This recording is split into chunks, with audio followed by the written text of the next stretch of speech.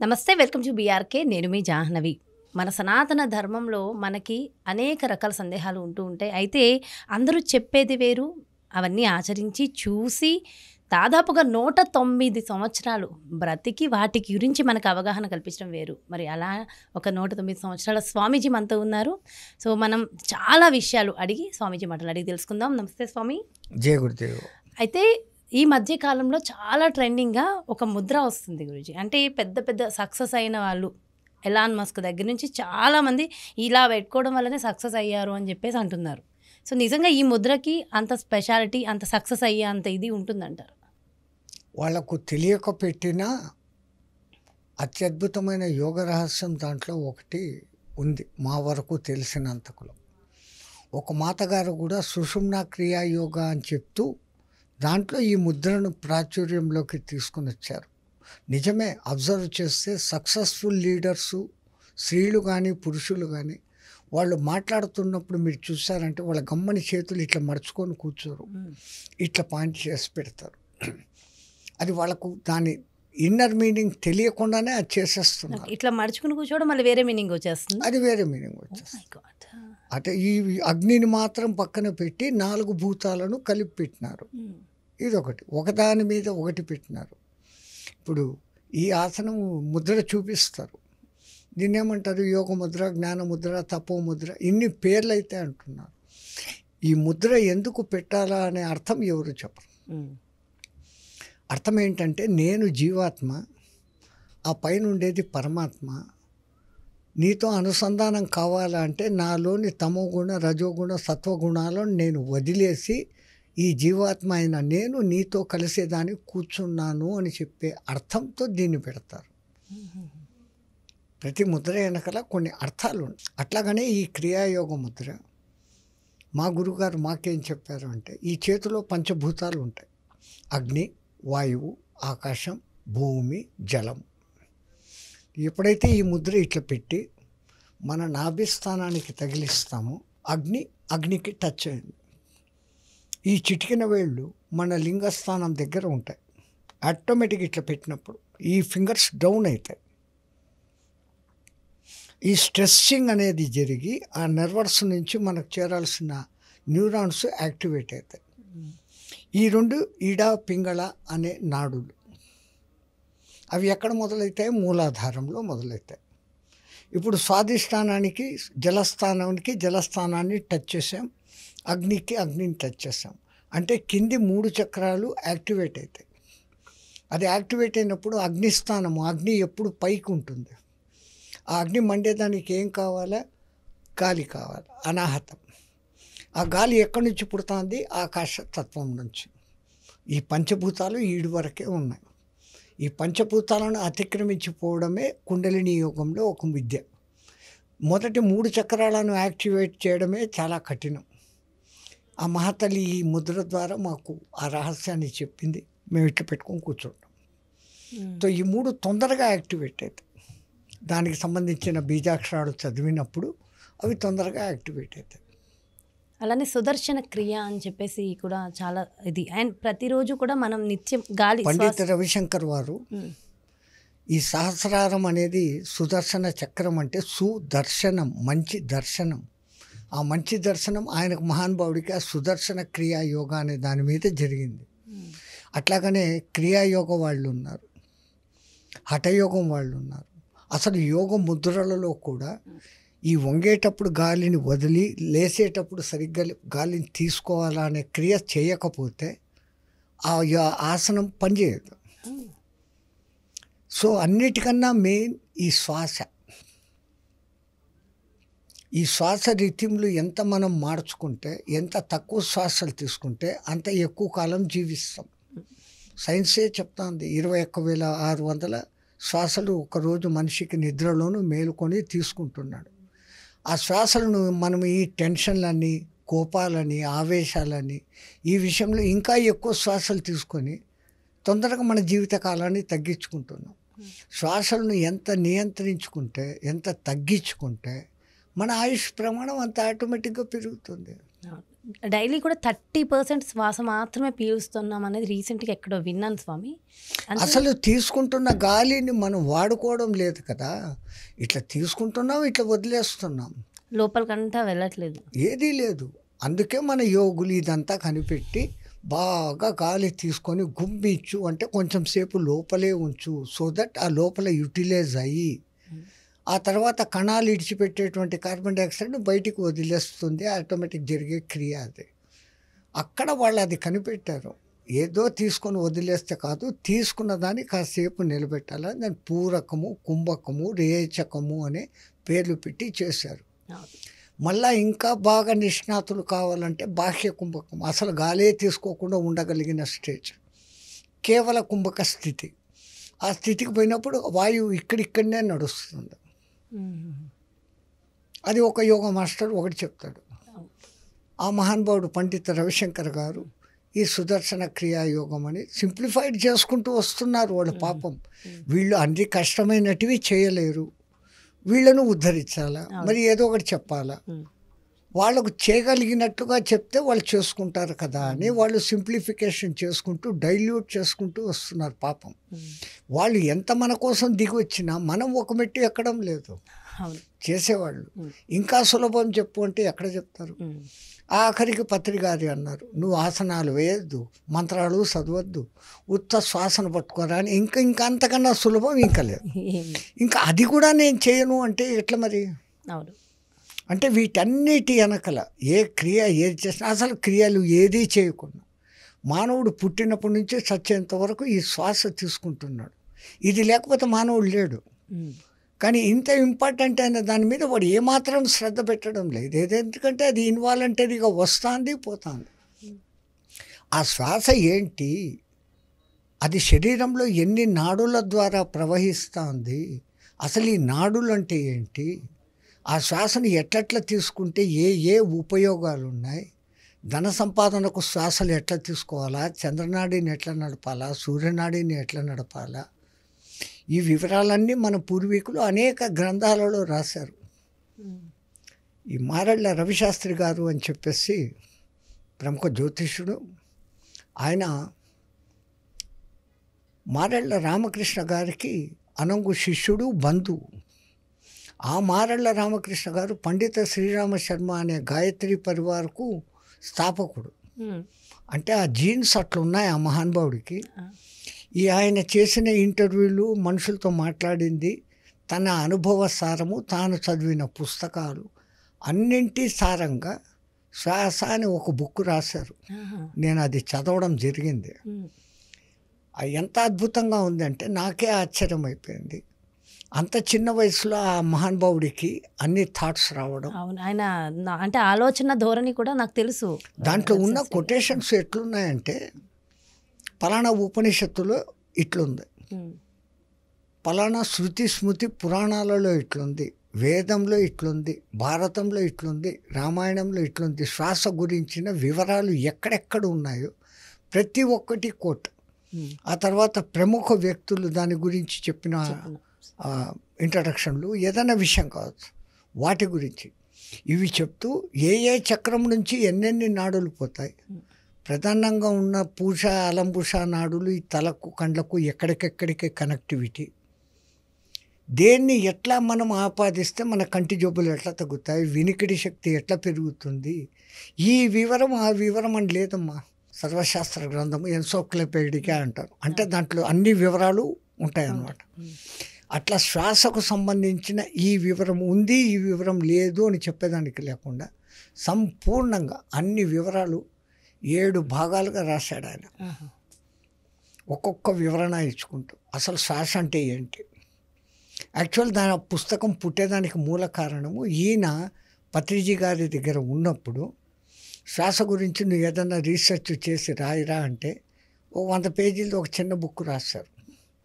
దీనికి అథెంటిటివ్ ఏంటి, ఎక్కడ దీనికి మూలం ఉంది, అది తెలుసుకొని నువ్వు రాయని అప్పుడెప్పుడో చెప్పారంట 7-8 ఏళ్ల కింద. ఆ గురువు చెప్పిన మాట ఈ శిష్యుడు గట్టిగా పట్టుకున్నాడు. ఒక్కొక్కటి సమీకరిస్తూ దాన్ని బుక్ రూపం తెచ్చేసరికి 7.5 ఏళ్ళు పట్టి ఇప్పుడు అది ఒక బుక్ రూపంకి వచ్చేసింది. మొన్న కంచి స్వామి వారి చేత దాన్ని ఓపెనింగ్ కూడా జరిగింది. ఓకే. ఆయన ఆ పుస్తకాన్ని ఇంకా చదువుతూ తన విద్యార్థులందరికీ ఇది పాఠ్యగ్రంథంగా పెట్టిస్తున్నాడంట. అంతటి యోగానికి సంబంధించి శ్వాసయోగము, లయయోగం అంటారు, దాన్ని స్వరయోగం అంటారు. ఆ స్వరయోగులందరికీ కూడా ఇది అద్భుతంగా పనిచేస్తుంది. ఓకే. అంటే చాలా మంచి ఆలోచన, చాలా బాగుంది. అలాగే స్వామి, పండగల గురించి ఒక్కసారి మాట్లాడుకుందాం. మన హిందువులలో ముఖ్యంగా ఇన్ని పండగలు ఉన్నాయి. అంటే ఒక్కొక్కసారి అనిపిస్తూ ఉంటుంది, అబ్బా పండగలకు సెలవులు వస్తాయి కదా అని హ్యాపీగా ఉంటుంది, కానీ ఇన్ని పండగలు అసలు ఎందుకు ఉన్నాయి? మరి వేరే మతాలతో చూస్తే వాళ్ళకి 1-2 పండుగలు తప్ప ఎక్కువ ఉండవు. మనకెందుకు ఇన్ని పండుగలు? దాని వెనక ఏమైనా ప్రత్యేకమైన ఆంతర్యం ఉంటుందా? మనకే కాదు, ఒకప్పుడు ఈ మానవాళి అంతా ఒక్కటే. ఏ మతాలు ఎవరు ఏది వేరేగా లేనప్పుడు, అందరూ ఒకటిగా ఉన్నప్పుడు, వాళ్ళ పూర్వీకులు పెద్దలు అందరూ బాగుండాలి అని ఈ సీజన్లో ఈ దొరికే పండ్లతో ఈ పనులు చేసి తింటున్నప్పుడు వాడికి ఆరోగ్యం బాగుంటుంది, ఈరోజు ఇది చేసుకో, ఈరోజు ఇది చేసుకో అని చెప్పారు. ఇది ఆరోగ్యపరంగా. అంతర్గత రహస్యం ఏంటంటే, మీ తెలుగులో ఉన్న భాషా సౌందర్యము. నువ్వు పండుగ చేసుకో, నిన్ను నువ్వు పండుగ చేసుకో. పండుగ చేసుకో కాదు, నిన్ను నువ్వు పండుగ చేసుకో. అంతా అర్థం. మామిడి పండు ఉందమ్మా, అది ముందు మొగ్గ రాలిపోవచ్చు, మొగ్గ విచ్చుకొని పువ్వు కావచ్చు. పువ్వు ఉంటుందో పోతుందో గ్యారంటీ లేదు. ఆ పువ్వు పిందె అవుతుంది, పిందెకు కూడా ఏ పురుగో పట్టచ్చు, ఏదో ఒకటి కావచ్చు. కాయ అవుతుంది, ఏ కాకులో ఉడతలో పుడచచ్చు. కాయ పండుగ అయ్యేదానికి ఎంత శ్రమ ఉంది. అట్లా నీ జీవితాన్ని నువ్వు పండుగ మార్చుకో అనే మాట చెప్పేదానికి పండుగ చేసుకో, పండుగ చేసుకుంటే పండుగ చేసుకో లోపల మీనింగ్ అది. పండుగ, దాన్ని పండగగా మార్చేసాం. నిన్ను నువ్వు పండుగ మార్చుకోరా భయ్ అని చెప్పేసి వాళ్ళు చెప్పడం. అందుకే మనకు రోజు పండగే, ప్రతిరోజు పండగే. ఇప్పుడు తిథులు అని ఉన్నాయి మన దాంట్లోనే, వేరే వాళ్ళు చేయరు. పంచాంగంలో మొదటి అంగం తిథి, వార, నక్షత్ర, శుభకరణ, శుభయోగాలు అనే 5 అంగాలు ఉంటే దాన్ని పంచాంగం అంటున్నాం. ఈ పంచాంగం నడచాలంటే ఆ రోజు తిథి ఏమి అనేది చూసి తీరాలి. జగన్మాత శ్రీచక్రంలో కూడా షోడశదళ పద్మంలో ఈ తిథులే ఉంటాయి. ఈ తిథులు ఉండేదానికి కారణం ఏమంటే, మన వాళ్ళ నాలెడ్జ్ చూడండి. చంద్రుడు స్వయం ప్రకాశకుడు కాదు. సూర్యుడి నుంచి రోజు ఒక కళ చంద్రునికి వచ్చి చేరుతూ అమావాస్య నుంచి 15 కళలు వచ్చినప్పుడు 15 తిథులు అయితే అప్పుడు 16వది పూర్ణ కళ, అప్పుడు పౌర్ణమి. మళ్ళీ ఆ నుంచి క్షయం అవుతున్నాయంటే ఈ వచ్చిన కళలు వెనక్కు రిటర్న్ పోతూ ఉంటాయి. చంద్రునిలో నిత్య కళ అనేది ఒకటి ఉంటుంది. అది తిథుల వెనక ఉన్న రహస్యం. ఇప్పుడు పాడ్యమి ఉంది, అది వెంటనే మనకేం గుర్తొస్తుంది? బలిపాడ్యము గుర్తొస్తుంది. అంతటి ప్రహ్లాదునికి మనవడిగా ఉన్నవాడు, అంత విష్ణు భక్తుడు. ఆ రాక్షస రాజ్యంగా ఉండటం మూలంగా కొన్ని ఉన్న రాక్షస బుద్ధులు ఆయనకు ఇంకా మంచి ఉన్నత పదవి ఇయ్యాలని విష్ణు పరమాత్మ వాడిని సుతలానికి అతలానికి లోపలికి తొక్కేశాడు. ఆ రోజు బలిపాడ్యమి. దీపావళికి అది కూడా ఒక కారణం. అమావాస్య తర్వాత అమావాస్య పండగే, పౌర్ణమి పండుగ. ఎందుకంటే నిండు అమావాస్య నిండు పౌర్ణమి ఒప్పొద్దు మన మనసుల మీద ప్రభావం చంద్రుడిది ఎక్కువ ఉంటుంది. పౌర్ణమి అమావాస్యలోనే సముద్రంలో ఆటుపోట్లు జరుగుతాయి. మనుషులలో భావోద్వేగాలు ఆ 2 రోజులే ఉంటాయని సైంటిఫికల్గా జైల్లో ఉన్నటువంటి ఖైదీలను విచారణ చేసి వాళ్ళు ఏ రోజు నేరం చేశారు అంటే 90% నేరాలు పౌర్ణమి రోజన్నా ఉంటుంది, అమావాస్య రోజన్నా ఉంటుంది. దొంగతనాలు, హత్యలు. అంటే చంద్రుడు మనసోజాయత అని మన వాళ్ళు ముందే అన్నారు. ఆ మనస్సు మీద చంద్ర ప్రభావం ఉండి వాళ్ళు కొంచెం ఓవర్ యాక్టివిటీగా పనిచేస్తారు. అందుకే పౌర్ణమి రోజు, అమావాస్య రోజు బాగా ఉపవాసం ఉండి పూజలు చేసుకో. ఆ రోజు ఆ థాట్స్ రాని ఎక్కువ, చెడు ఆలోచనల మీదకి వెళ్ళకండి అని దాని రెండింటిని కూడా పండగలుగా పెట్టేశారు. అమావాస్య పౌర్ణమి చేసుకొని తీరాలా అంటారు. అదట్లా. ఇంకా తర్వాత అమావాస్య నుంచి ఫస్ట్ పాడ్యమి వస్తుంది. పాడ్యమికి ఇంత కథ. ద్వితీయ యమద్వితీయ. అన్నా చెల్లెళ్ళ మధ్య ఆడాభిమానాలు ఎట్లుండాలా ఇది చెప్పేదానికి. అంటే మనకు ఆ పండుగ చేసుకుంటున్నాము అంటే మాది భగనీ పూజ అని చెప్పేసి భగనీ భోజనం అనేసి ఆ రోజు అక్కడికి వెళ్ళి భోంచేస్తాం. అంటే చెల్లెల మీద నువ్వు ఎంత ప్రేమ చూపించాలా. ఈ కాలంలో ఆస్తి కోసం కొట్లాడుకొని సస్తాండం, ఆస్తుల కోసం అన్నా చెల్లెలు ఉండేది లేదు, ఏమీ ఉండేది లేదు. అది కోర్టులకే ఆ పైసలు పోతాయి, జడ్జిలు లాయర్లు వాళ్ళు బాగుపడతారు. మీరు అంటున్నట్టు ప్రశాంతత లేకుండా ఉండడం తప్ప లేని టెన్షన్స్. సరే నువ్వు అంత తీసుకున్నావు, నాకు ఇంత ఇచ్చావు, ఓకే అని దాంతో తృప్తి పడితే కేసులే లేదు. వీళ్ళ సంసారం కొట్లాటల్లో ఉంటుంది. అది ఉండకుండా అన్నా చెల్లెళ్ళు ప్రేమాభిమానంగా ఉండండి అని చెప్పేదానికి యమద్వితీయ. తృతీయ అక్షయ తృతీయ అని అట్ల తద్ది అని చెప్పేసి ఆ రోజు అందరూ అట్లు చేసుకొని ఒకళ్ళకొకళ్ళు పంచుకోవడం. అంటే అందరిలో సామూహికంలో ఐకమత్యం తీసుకొని రావడం. ప్రతి ఒక్కటి మిమ్మల్ని పండుగ మారుస్తూ ఉంది, అందుకే దాని పేరు పండుగ. సో ఆ పండుగని పండుగలాగా జరుపుకుంటే సో అది కేవలం అట్లా జరుపుకున్నా దాని వెనకలే బాహ్యంగా ఈ అర్థాలు ఉన్నాయి. ఆ సోదరి ప్రేమను చూపిస్తూ ఉంటే నీలో ప్రేమ తత్వం నీ చెల్లెల మీదనే కాకుండా అందరి మీద చూపించడం మొదలు పెడతావు, విశ్వవ్యాప్తం అవుతుంది. అందుకే ఒకప్పుడు నేరాలు ఎక్కువ ఉండేవి కాదు, ఈ మధ్యకాలం ఇవి ఏం చేయట్లేదు కాబట్టి పండుగలు మనం చేసుకోలేదు. అసలు మనల్ని మనం పండుగ మార్చుకోవడం లేదు, నాశనం అయ్యేదానికి చూసుకుంటున్నాం. తినకూడని ఫుడ్లు తింటాం, నిద్రపోకుండా టైంలో నిద్రపోతాం, తేని అలవాట్లు చెడ్డ అలవాట్లు అన్నీ చేసుకుంటాం, అరాచకాలు పెరిగిపోతాయి, మాంసాహారాలు విపరీతంగా తింటాం, ఫ్రిడ్జ్ల్లో పెట్టి పాసిపోయిన తిండ్లు తింటాం, మళ్ళీ రోగాలు రమ్మంటే ఎందుకు రావు? ఒక్కొక్క పండుగ ఇట్లే అర్థం. ఒక్కొక్క పండుగ తృతీయ, చతుర్థి వినాయక చతుర్థి, పంచమి నాగపంచమి, షష్ఠి సుబ్రహ్మణ్య షష్ఠి, సప్తమి రథసప్తమి. ఎంత అద్భుతంగా ఆ రోజే పెట్టారంటే సూర్యుడు దిశ మార్చుకొని వస్తాడు అని అంటారు. సూర్యుడు దిశ మార్చుకోవడం లే, మనమే ఆయన చుట్టూ తిరుగుతున్నాం. ఈ సంగతి కూడా వాళ్ళకు తెలిసి ఇప్పుడు ఇంకా సూర్యతాపం ఎక్కువైతుంది అని తెలుసుకున్న దినం ఎక్కడొస్తుంది స్టార్టింగ్ పాయింట్ అని రథసప్తమి అని నిశ్చయం చేసినారు. ఇంగ్లీష్ క్యాలెండర్ లాగా సేమ్ డేట్కు మన పండుగలు రావు, మారిపోతా వస్తాయి డేట్లు. ఒక్క మకర సంక్రమణం మటుకు 13, 14, 15, 14, 15, 16 సంక్రాంతి 12, 13, 14 ఈ మ్యాక్సిమం ఈ 3 రోజులే గ్యారంటీగా వస్తుంది. మిగతాటి రావు, ఎందుకంటే తిథులు మారిపోతా ఉంటాయి చంద్రకళలను బట్టి. సప్తమి అయింది, అష్టమి శ్రీకృష్ణ అష్టమి. ఇంకా ఆ రోజు ఆ కృష్ణతత్వాలన్నీ తెలుసుకుంటూ ఆహా కృష్ణుడు ఇట్లా చేశాడు అట్లా చేశాడు, నేను అట్లా ఉండాలనుకుంటే ఎంత బాగుంటుంది. కృష్ణునికి భక్తుడై ఆ రాధారమణీయం అనే తత్వాన్ని తెలుసుకొని ఆ తత్వాన్ని పక్కన పెట్టేసి కృష్ణుడిలాగా ఉండాలంటే అదో వేరే మీనింగ్. అంటే 10,000 మంది భార్యలతో తిరుగు అనే దాన్ని ఆదర్శంగా తీసుకుంటున్నారు. కానీ ధర్మం కోసం ఆయన చేసిన పోరాటం, ధర్మం నిలిపేదానికోసం ఎంత ధర్మం వెనకల ఆయన కఠినంగా నిలబడ్డాడు. పాండవులది ధర్మం అన్న సంగతి తెలుసు. బలహీనులు 11 అక్షోహిణులు, 11 అక్షోహిణులు అటుపక్క, వీళ్ళ దిక్కు 7 అక్షోహిణులే. అతి దిక్కు అతిరథ మహారథులు భీష్ముడు, కర్ణుడు, శల్యుడు, కృపాచార్యుడు, ద్రోణుడు, ఇంతమంది మహారథికులు ఉన్నారు అక్కడ. ఇటుపక్క ఎవరున్నారు? దుష్యద్యుమ్నుడు ఒకడున్నాడు, అర్జునుడు ఒకడున్నాడు.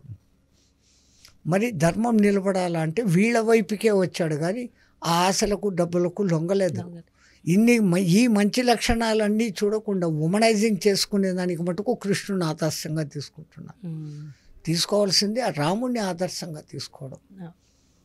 ఒకే బాణం, ఒకే పత్ని, ఒకటే మాట. అది తండ్రి మాట కోసము అంతటి వయస్సులో రాజ్యం చేతికి రేపు పొద్దున అని చెప్పి సాయంత్రానికంతా రేపు నువ్వు అడవులకు పోవాలి, రాత్రికి పోవాలంటే అప్పుడు అదే చిరునవ్వు, ఇప్పుడు అదే చిరునవ్వు. అది రామతత్వం. సోదరుల ఏడల ఎట్లుండాలి, ప్రజల ఏడల ఎట్లుండాలి, అది రామతత్వం. ఆ విధంగా నువ్వు ఉండు. కృష్ణుడు చెప్పింది పాటించు. భగవద్గీతలో ఏమి కృష్ణుడు చెప్పినాడో దాన్ని పాటించు. కృష్ణుడు లాగా నువ్వు ఉండవు. అష్టమి, నవమి శ్రీరామ నవమి, దశమి విజయదశమి. ఒక్క దశమిలో ఎంత అర్థం ఉంది. దశమి అంటే కనుక నీ దశ ఇంద్రియాలు వాటిని నువ్వు శుద్ధంగా పెట్టుకో. నీ మనస్సుతో 10 రకాల పాపాలు చేస్తావు. దశహర 10 పాపాలను హరించు అని. దాన్ని దసరా సరదాగా మార్చుకున్నారు. దశహర నా దశను మార్చు, నాలోని 10 పాపాలను పోగొట్టు. మీరు ఎప్పుడైనా గంగా స్నానానికి వెళ్తే అక్కడున్న పండాలు ఒక మంత్రం చెప్తారు. నమక్ గంగాయే విష్ణు పాదోద్భకావయ్యే శివ జటాజూటధరియే గంగావై మమ దశ పాపాని హరాయై స్వాహ అని చెప్పు మునుగు అంటారు. మనస్సు ద్వారా 4 పాపాలు చేస్తాం. ఈర్ష, ద్వేషం, అసూయ, పగ. శరీరం ద్వారా దొంగతనము, వ్యభిచారము, హింస, ఈ 3 7. వాక్కు ద్వారా అబద్ధపు సాక్ష్యాలు చెప్పడము, అబద్ధాలు ఆడడము, తను తాను పొగుడుకోవడం, ఎదుటి మనిషిని విమర్శించడం. ఈ 10 రకాల పాపాలు నేను చేస్తున్నమ్మా మనోవాక్కాయాలతో, వాటిని హరింపచేయి తల్లి అని మునుగుతున్నాం అక్కడ. ఆ మాట కోసం దసరా.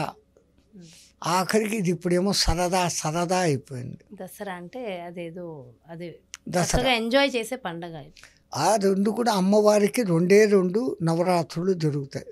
శరన్నవరాత్రులు, ఇంకో నవరాత్రులు. ఇప్పుడు కొత్తగా ఇంకోటి వారాహి నవరాత్రులు పుట్టుకొని వచ్చాయి. ఎందుకంటే ఈ మనిషి ఆశాజీవి. ఏదో కొత్త దేవత నాకు తొందరగా వశమవుతుంది అంటే దాని వెనకాల పడిపోవడం. కొత్తగా పుట్టుకొచ్చినాయి అని అంటారు, శాస్త్రంలో లేవంటారా? ఉంది, కానీ ఆమెకు నవరాత్రులు చేసేంత శక్తి మానవుడికి లేదు. ఆ కాశీలో ఉన్న గుడిలోకి మీరు 5 నిమిషాలు ఆమె ఎదురుగా నిలబడలేరు. ఈ రోజుకు విగ్రహానికి ఎదురుగా మీరు 5 నిమిషాలు నిలబడలేరు. అక్కడ ఆ ప్రచండమైనటువంటి శక్తిని మనం తట్టుకోలేము. అటువంటి తల్లిని జనబాహుళ్యాలకు లాక్కొని వచ్చేస్తున్నారు. వారాహి గుడి ఉండాలంటే దానికి పద్ధతులు ఉన్నాయి. అంత లోతులో లోపల విగ్రహం ఉండాలా, వెళ్ళాలా, దిగాలా, కిటికీలోంచి చూసుకోవాలా, వచ్చేయాలి. పూజారి కూడా కొన్ని పర్టికులర్ టైమ్స్లోనే లోపలికి పోయి బయటకు వస్తాడు. అంత శక్తివంతమైన తల్లి. తట్టుకోలేము ఆ శక్తిని. మరి ఏమైనా అనర్థాలు జరుగుతాయి ఇవాళ రేపు? అంతా అది గోప్యం పక్కన పెట్టేసి మొత్తం ఓపెన్ అయిపోయి బ్రహ్మం గారు పాత దేవుళ్ళు మూలపడేరు, కొత్త దేవుళ్ళు పుట్టుకొచ్చారు అన్నాడు. అని వాళ్ళకు అంతా ద్రష్టలు, వాళ్ళకు తెలియని సంగతి లేదు. వాళ్ళేమో చెప్తూనే ఉన్నారు, మనం అదే చేస్తూనే ఉన్నాం. దసరా వెనకల అంత అర్థం. మళ్ళీ ఏకాదశి తర్వాత వచ్చేది ఏక ఆదేశి. నీ 10 ఇంద్రియాలకు కారణభూతమైన మనస్సును ఒక్క లైన్లో పెట్టు. ఆ రోజు ఉపవాసం ఉండడం అంటే కేవలము కడుపుకే ఉపవాసం కాదు, కండ్లకు ఉపవాసం, ముక్కులకు ఉపవాసం, నోటికి ఉపవాసం, చెవులకు ఉపవాసం, మానసిక ఉపవాసం అది ఉండాలి. కానీ లోపలేమో పిచ్చి పిచ్చి ఆలోచనలు చేసుకుంటూ ఒక్క రామకృష్ణ అనుకోకుండా గమ్మని కూర్చున్నాను నేను. లోపల ఆలోచనలేమో చేస్తూనే ఉన్నావు. మాట్లాడలేదు నేను, మౌనంగా ఉన్నా. నువ్వు మౌనంగా ఉన్నావు. నీ కళ్ళు చూస్తాండాయి, చెవులు వింటాండాయి, ముక్కులు వాసన పడతా ఉంది. లోపల ఆలోచనలు చేస్తూనే ఉండవు. వీటన్నిటినీ కూడా ఏక ఆదేశం ఇచ్చి అన్నిటికీ ఒకటే ఆదేశం ఇయ్యి అని చెప్పడమే ఏకాదశి. ద్వాదశి చిలుకు. ద్వాదశి ఏం చిలుకుతాండవు? నీలోని పాపము పుణ్యము, నీలోని మంచి చెడ్డ అనేదాన్ని ఆ రోజు చిలుకు. నేను చేస్తున్నది మంచా చెడ్డ అనే చూడు. తెలుసుకొని చెడ్డ అనేదాన్ని వర్జించేసి మంచి అనేదాన్ని తీసుకో. చిలుకు ద్వాదశి తత్వం. అదేదో రాక్షసులు దేవతలు పాల సముద్రంలో చేశారు. ఎక్కడ ఉంది పాల సముద్రం? పాల సముద్రం, పాల భాగం అంటామే, అది పాల సముద్రం. అక్కడ గ్రే మ్యాటర్ ఉంటుంది అని చెప్పి సైంటిస్టులు కూడా అంటున్నారు. తెల్లని మ్యాటర్ ఉంటుంది. అక్కడ జరిగే మదన. What I'm doing good, what I'm doing bad, how I should have to behave myself, నేను ఎలాగ ఉండాలి, ఆ మదన చేయి. అది చిలుకు ద్వాదశి. త్రయోదశి శని త్రయోదశి. అక్కడున్న గ్రహం మా మీద పనిచేస్తుందా అనే పిచ్చి ప్రశ్న వేస్తారు. మానవ దేహంలోనే ఆ నవగ్రహాల ప్రభావం పడేదానికి కనపడని షట్చక్రాలు అని ఏది అంటున్నామో 7 చక్రాలు ఆ ఒక్కొక్క గ్రహంతో అవి లింక్ అయి ఉన్నాయి. శని గ్రహం మన మూలాధారానికి అధిపతి. విసర్గమన సరిగ్గా లేకపోతే అన్నిటికన్నా రోగాలు వచ్చేది అక్కడే కారణం.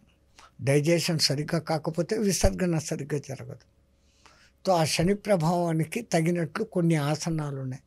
ఆఖరికి ఆసనాలలో మలాసనం అనే పేరు కూడా ఆసనం ఉంది. అన్ని రకాలుగా మన వాళ్ళు ఆలోచించి ఈ పద్ధతులన్నీ పెట్టినారు.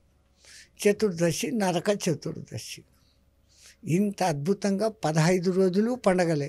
మళ్ళీ పౌర్ణమి వచ్చింది, పౌర్ణమి నుంచి మళ్ళీ ఇదే పాడ్యమి, విధియా తదియా. అంటే ప్రతిరోజును ఆలోచించి దాని వెనకలో ఉన్న కథను నువ్వు తెలుసుకొని నువ్వు పండుగ మారురా భయ్, నువ్వు పండుగ కా అని పండుగ చేయమన్నావు. అది పండగలలోనే అర్థం.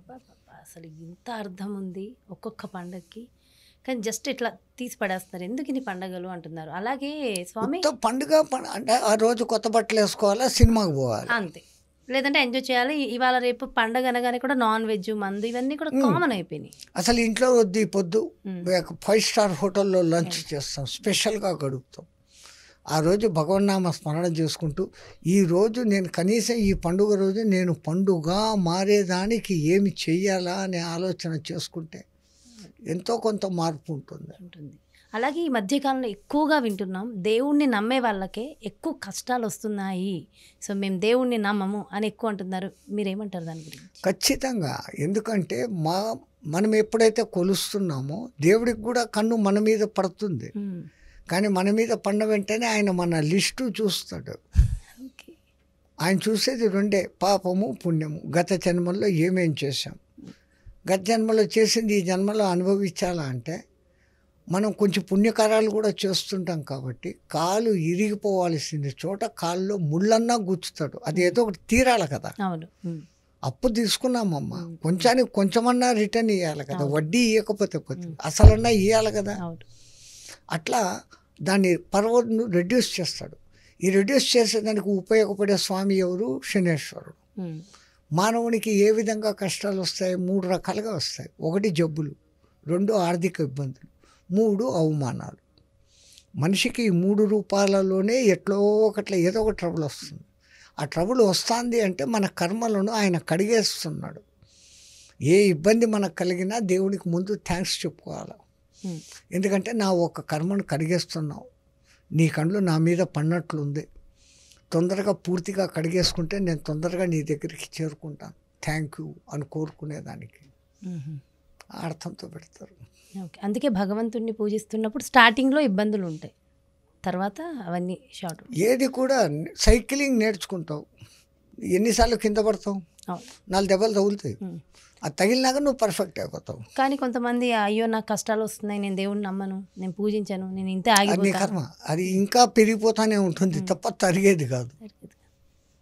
అసలు దేవుణ్ణి నమ్ముతాను, దేవుడు నాకేదో చేయాలని నువ్వెందుకు కోరుకుంటున్నావు? నీ కర్మల ప్రకారము, నీ ఇంటెలిజెన్సీ ప్రకారం పరమాత్మ నీకు విచక్షణ జ్ఞానం ఇచ్చాడు.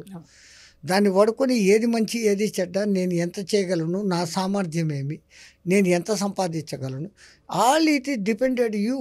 నువ్వు ఈ డ్యూటీ చెయ్యిరా అని ఏమైనా పంపలే. నువ్వు కలెక్టర్ అయిపో, ఆడపోయి ప్యూన్ అయిపో, ఊడ్చే పని చెయ్యి అని ఆయన ఏం చెప్పలే. ఆ ఊడ్చే పని దొరికినా అది ఒక గౌరవమే. ఉద్యోగం పురుష లక్షణం.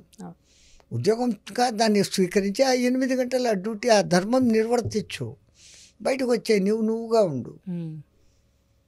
మొన్న ఎప్పుడో ఇంతకుముందు ఒకసారి నేను కేరళకు పోయినప్పుడు అక్కడ మున్సిపల్ కమిషనరు ఈ యోగా గురించి మాట్లాడుతూ ఆఫీస్కి రమ్మన్నాడు. వెళ్ళి కూర్చుంటే ఆడ ఇన్ని అప్లికేషన్లు ఉన్నాయి. ఏంటి స్వామి ఇన్ని ఉన్నాయంటే అవన్నీ ఎంఏ డబుల్ఎంఏలు స్వామి.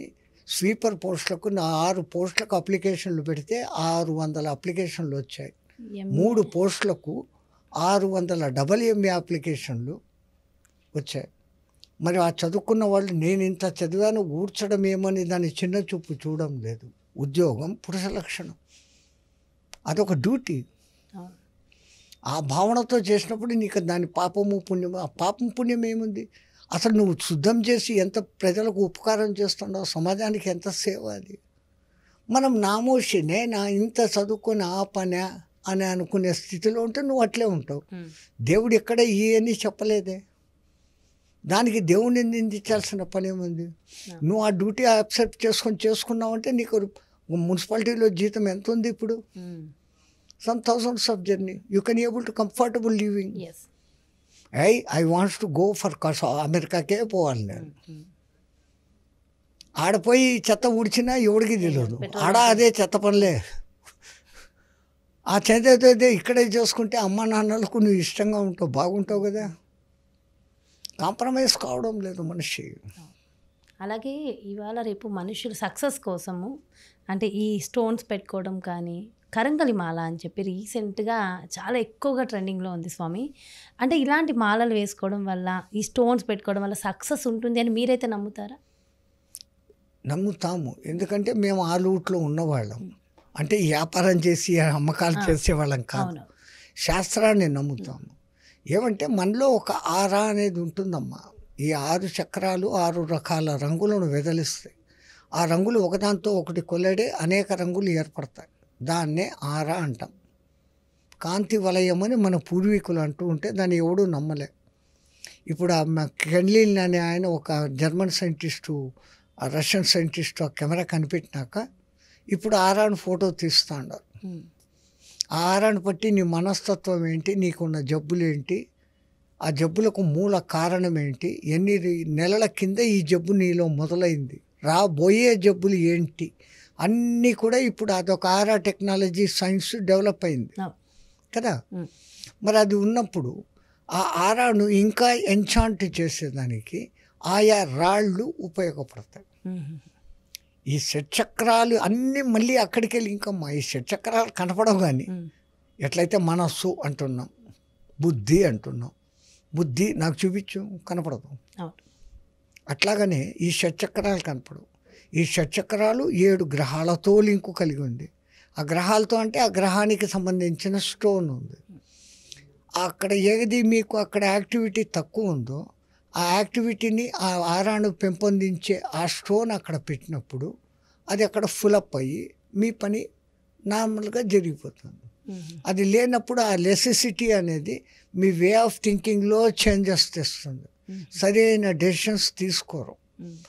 దానికి సంబంధించింది ఆ జ్యోతిష్కులు చూస్తారు. ఎన్నో లెక్కలు సరైన జాతక పరిశీలన ద్వారా జాతకం చూసి పలానా గ్రహం నీకు కొంచెం ఉచ్చంగా ఉంది, నీచంగా ఉంది, వాళ్ళు ఏదో చెప్తారు కదా. అంటే మన బాడీకి మల్టీవిటమిన్స్ ఎలా అయితే మనం సెట్ చేసుకుంటామో ఏవి కావాలి అంత. అన్నిటికన్నా మించి ఇది చేస్తే నాకు అవుతుంది అన్న విశ్వాసం. నేను ఎప్పుడు ఈ మాట చెప్తూ ఉంటాను. 90% పనిచేసేది విశ్వాసం. 10% నిజంగా దాని పని కూడా ఉంది.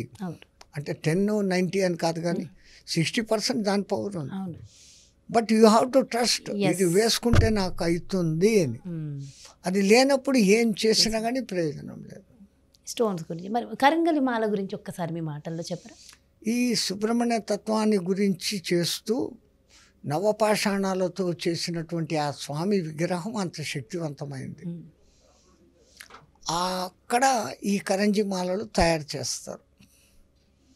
ఇంకొన్ని మాలలు ఎట్లుంటాయంటే ఈ అగ్నిపర్వత లావా వచ్చినప్పుడు కొన్ని శిలలు వస్తాయి, కఠినంగా కాకుండా మెత్తగా కాకుండా, వాటిని మిషన్లో వేసి గోల్ చేసి చేస్తుంది. ఈ కరంజమాల అంటే ఈ మళ్ళీ కూడా ఈ షట్చక్రాలను యాక్టివేట్ చేస్తుంది.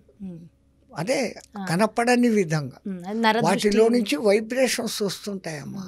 You cannot able to see it. అంటే సైన్స్గా మీకు దాని నుంచి వచ్చే కిరణాలు అనేటివి మీకు కనపడవు. కొన్ని ప్రత్యేకమైన మిషన్లలో చూస్తే అవి కనపడుతున్నాయి, ఉన్నాయి. సో ఆ విధంగా చూసి yes it is emitting something, but they don't know what it is emitting, how it is rectifying, మనుషులకి ఎట్లా మార్పులు చేస్తుంది. ఇంతవరకు సైన్స్ ఆ లెవెల్కు రాలే. వస్తుంది ఇంకొన్నాళ్లకు, అది కూడా కనుక్కొని ఎస్ మీరు చెప్పింది కరెక్టే, రాయి పెట్టుకుంటే నీ బుద్ధి మారిపోతుంది. అంతకు ముందు రాని థాట్స్ అది పెట్టుకున్నాక వస్తుంది. అంత మీకు అది లోపల ఉన్నప్పుడు మీకు ఆ థాట్స్ రాలే. ఇప్పుడు ఇది పెట్టుకున్నాక కొత్త థాట్స్ వచ్చింది. ఇంతకుముందు అంతా నాకు ఇట్లయింది అని ఎందుకు అయింది అన్న క్వశ్చన్ పుట్టినప్పుడు మీకు మీరే రెక్టిఫై చేసుకుంటారు. Oh somewhere I'm doing something wrong, I should have to change my attitude should have to change my mood, ఇట్లా అనుకున్నప్పుడు దానికి ఫలితం ఉంటుంది. సో ఖచ్చితంగా మనిషి జీవితంలో మార్పులు వస్తాయి. నరదృష్టిని మీరు నమ్ముతారా స్వామి? నరదృష్టి ఉంటుందా? చెప్తారు కదా పాతకాలంలో నరుడి కంటికి నలరాయి అయిన పగులుతుంది. ఆయన భవిష్యత్తు రాసినారు కదా వీరబ్రహ్మేంద్ర స్వామి. ఆయన శిష్యుడు వాళ్ళిద్దరు రోడ్డు మీద పోతూ ఉంటే నవాబ్ వస్తూ ఉంటాడు. వీళ్ళు నమస్కారం పెట్టకుండానే పోతూ ఉంటే రాజు వాళ్ళని సభలోకి పిలిచి, నేను నవాబ్ కదా, నువ్వు ఎంత పెద్ద యోగి భోగి అయితే అవుతుంది, నాకెందుకు నువ్వు నమస్కారం పెట్టలేదు అంటాడు. అయ్యా నా నమస్కారం వద్దు, పెట్టకూడదు అంటాడు. ఎందుకు పెట్టకూడదు అంటాడు. ఏమన్నా జరగచ్చయ్యా అంటాడు. వినరు. అప్పుడు సిద్ధునికి చెప్తాడు, అరే సిద్ధ, ఆయనకు నమస్కారం పెట్టాలంటే దాని అర్థం ఏందో చెప్పు అంటాడు. సరే స్వామి, గురుగారు, రాజా, నీకు పెట్టే ముందర అక్కడున్న రాయికి నేను నమస్కారం పెడతాను అని చూడు అని దాని దిక్కు తిరిగి నమస్కారం పెడతాడు. ఆ రాయి పటేల్ మన పగిలిపోతుంది. అప్పుడు తిరిగి రాజా నీకు పెట్టమంటావా అంటాడు. రాజు నాకు వద్దురా బాబు, పెట్టాల్సిన పనే లేదు అంటాడు. అంటే ఒక నరుని దృష్టి దుష్టభావంతో పడినప్పుడు వీని తరంగాలు, ఆలోచనలు అనేది కూడా ఒక తరంగాలు, ఆ తరంగాలు బలీయంగా మారినాయి అంటే అది ఎదుటి మనిషిలో ఉన్నటువంటి నేను చెప్పిన ఈ ఆరాను ఛేదిస్తుంది. మీ గుడ్డ ఆరా కాస్త బ్యాడ్గా మారుతుంది. సో అది మీకు అది ఎక్కడ చేస్తుంది, మీ థింకింగ్ను మార్చేస్తుంది. దానికి ముందు ఒక మంచి పక్కగా ఇట్లా రూట్లో పోతున్నాను, ఈ వ్యాపారము, ఈ ఆర్టిస్టు, ఈ బొమ్మ, సంథింగ్ ఏదో ఒక ఫీల్డ్లో మీరు ఉన్నారు. వీడి మాటికి అట్లా 10 మంది చూడటంతో ఈ ఆరాలో వచ్చిన తేడా, మీ ఆలోచనలో తేడా వచ్చి ఒక కలర్ వాడాల్సింది ఒక కలర్ వాడేస్తాడు చిత్రకారుడు, ఒకవాడు చెప్పాల్సింది ఇంకోవాడు చెప్తాడు నటకుడు, నాయకుడు, what ever it may be. వాడికి తెలియకుండా ఆ ఇది వచ్చేస్తాయి. సో దాన్ని రెక్టిఫై చేయాలంటే మళ్ళీ ఆ దృష్టి పడకుండా రిఫ్లెక్ట్ చేసి పంపేటట్లుగా కొన్ని రాళ్ళు, గ్రహాలు ఇవన్నీ ఉన్నాయి, కొన్ని పూజలు అవి చేసినప్పుడు వీటిని వీళ్ళ దృష్టిని మళ్ళీ రిఫ్లెక్ట్ చేసి పంపించేస్తాయి. ఓకే, డైవర్ట్ చేస్తుంది వీటి సైడ్కి. అప్పుడు వాడి మీద దాని ప్రసారం జరగదు, దృష్టి ప్రసారం జరగదు. అందుకే ఆఫీసులలో ఫలానా చోటి ఈ అద్దం పెట్టుకోండి అంటారు. ఆ వచ్చిన వాడు బ్యాడ్ నెగిటివ్ ఆలోచనతో వచ్చిన వాని అద్దంలో వాని ముఖమే పడి అది మళ్ళీ వానికి రిఫ్లెక్ట్ అయిపోతుంది. అందుకని ఫలానా డైరెక్షన్లో ఇది పెట్టు అంటారు. అదంతా వాస్తు, మాకు ఆ గోల తెలియదు. అది అలాగే ఇంకొక ప్రశ్న గురువుగారు, చాలామందికి ఏదైనా కోరికలు ఉంటాయి. కోరికలు ఉన్నప్పుడు మనం స్వామికో దేవీ దేవతలకో మొక్కులు అంటూ మొక్కుకుంటాం కదా, అవి మొక్కినప్పుడు ఖచ్చితంగా తీరుతాయా? ఎందుకు తీరుతాయి మొక్కులు మొక్కుకుంటే? మొక్కినప్పటి నుంచి దాని గురించే మీరు ఆలోచన చేస్తూ అది తీరాలి, ఆ దేవుడు నాకు తీరుస్తారు అన్న ట్రస్ట్ ఒక సైడు, అది మొక్కుకున్నాను తీరుతుంది అన్నప్పుడు మీరు ఇంతకుముందు ఏ సమస్యతో అయితే బాధపడుతున్నారో దానికి పరిష్కారం మీ కళ్ళకు కనపడలే. ఇది ఆటోమేటిక్గా ఇట్లా అనుకుంటూ మీరు అనుకుంటున్నప్పుడు ఏదో ఒక దినం మీలోనే లైట్ వెలిగి, అరే I should have to do like this, I never did like that, so it is happening అని మీకే రియలైజేషన్ జరుగుతుంది. అప్పుడు ఆ పని మీరు చేసేస్తారు. ఓహో, నేను దేవుని మొక్కున్నాను, నాకు ఇక్కడ సక్సెస్ వచ్చింది అని అంటాము. ఇది సైన్స్ ప్రకారంగా. నిజంగా మనం చెప్పేది ఒక మంచి ఆలోచనతో మనం ఈ వేవ్స్ను పంపించాము అంటే అది యూనివర్సల్లో కాంటాక్ట్ అయ్యి మీరు అనుకుంటున్న దేవునికి పోతుంది. అది ఎట్లా అంటే పాతకాలంలో రేడియోలు ఉండేవి. రేడియో సిలోన్ 200 మీటర్స్ అంటాడు, radio of America, all India radio ఈ మీటర్లలో అంటాడు. మీరు దాంట్లో ఒకటి ఎర్ర నీడిల్ ఉంటుంది, ఇక్కడ తిప్పుతారు. సరిగ్గా ఆడికి తీసుకొని వచ్చినప్పుడే మీకు ఆ radio Sri Lanka, all India radio touch అవుతాయి. కొంచెం అటు ఇటు అయితే టచ్ కావు. సో మీ వేవ్ లెంత్ వాళ్ళతో కలిసేటట్లుగా మీ సహస్రారం నుంచి మెసేజ్ పంపగలిగితే, ఆ పంపడం ఎట్లా తపన, స్వామి నా కోరిక తీర్చు, ఈ మంత్రం చదివితే అవుతుందంట, ఈ సంతం ఈ సజెషన్ మీరే ఇచ్చుకుంటూ ఉండాలి. ఈ సజెషనే అక్కడికి పోయి రీచ్ అయ్యి మీరు అనుకున్న కోరికను మళ్ళీ ఫ్రూట్ అయ్యి రిఫ్లెక్షన్ చేసి మీకే ఇస్తుంది. అందుకే పూర్వీకులు యద్భావం తద్భవతి, నువ్వు అనుకున్నదే నీకు అవుతుంది. మేనిఫెస్టేషన్ అనేసి ఇప్పుడు ఒక కొత్త టెక్నాలజీ అంటాడు. Think that will come one day truth before you. నీ ఎదురుగా నిజమై కనపడుతుంది. మ్యానిపులేషన్ ఇవాళ టెక్నాలజీ ఇప్పుడు దాన్ని ఒప్పుకుంటా ఉన్నారు. మళ్ళీ అన్నీ ఒప్పుకోవాల్సిందే, మన దానికి రావాల్సిందే. సో ఖచ్చితంగా నమ్మాల్సిందే. సో నమ్మకం. నేను 100 సార్లు ఇదే చెప్తా. ఏది చేస్తున్నా నేను ఇది చేయగలను అనే దానికి ముందు ఆలోచించుకొని నేను దీనికి సూటబుల్లా కాదా, చేయగలనా లేదా. ఒక్కసారి నేను చేయగలను అనే డెసిషన్ తీసుకున్నాక ఇంకా థింక్ చేయాల్సిన పనిలే. అకార్డింగ్ టు ది ప్లాన్ చేసుకుంటూ వెళ్ళిపోతే యూ విల్ గెట్ సక్సెస్. అది చేసే ముందర ఐ విల్ డూ దిస్ అన్నటువంటి విశ్వాస్, ఆ విశ్వాస్ ముందుకు తీసుకెళ్ళిపోతుంది. జై గురుదేవ్. జై గురుదేవ్. ఎన్నో ఎన్నో అద్భుతమైన విషయాలు, విషయ పరిజ్ఞానము. అసలు మాట్లాడుతుంటే ఎంత ప్రశాంతంగా హాయిగా అనిపించిందంటే స్వామి, నిజంగా అంత గురువుల కటాక్షం తల్లి. పలికించేది వాడట, పలికేది మేమట అని భాగవతంలో అంటారు కదా. అంతా మా గురు కటాక్షం తప్ప మాది ఏం లేదు. చాలా మంచి నాలెడ్జ్ ఇచ్చారు. ఇంకా ఇంకా వినాలి, ఇంకా ఎన్నో విషయాలు తెలుసుకోవాలని అనిపిస్తుంది. బట్ ఇప్పటికి చాలా సమయం అయింది. సో ఖచ్చితంగా థ్యాంక్ యూ సో మచ్ స్వామి. ఎంతో విషయ పరిజ్ఞానాన్ని మా అందరికీ తెలియజేశారు. నా ఒక్కదానికి అంటే మా అందరికీ అనే అర్థం. థ్యాంక్ యూ సో మచ్ స్వామి. జై శ్రీమన్నారాయణ. జై గురుదేవ్. విన్నారు కదండి, ఎంతో అద్భుతమైన విషయ పరిజ్ఞానం అందరం కూడా నేర్చుకున్నాం కదా.